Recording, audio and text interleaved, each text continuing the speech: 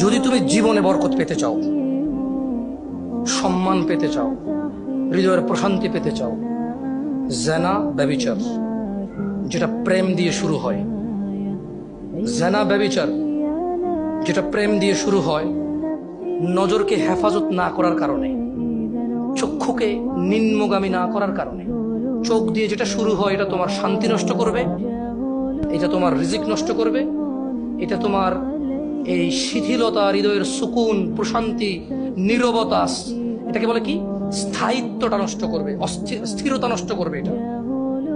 ছোট ভাই, তোমার প্রতি আমার নসিহত, তুমি কে নীল পড়ছে, লাল পড়ছে, কে ছোট পড়ছে, কে বড় পড়ছে, তুমি এগুলা মেজারমেন্ট করার দরকার নাই। তুমি নিচে নজর রাখো, হাঁটো, তোমার এটা জানারও দরকার নাই আজকে তোমার সামনে দিয়ে কয়টা মেয়ে কি পড়ে গেছে তুমি দেখোই নাই।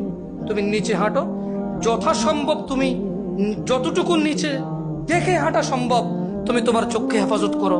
লজ্জাস্থান হেফাজত হবে, লজ্জাস্থান হেফাজত হলে তোমার হৃদয়ের প্রশান্তি নষ্ট হবে না ইনশাআল্লাহ। রিজিকের দরজা খুলবেই খুলবে।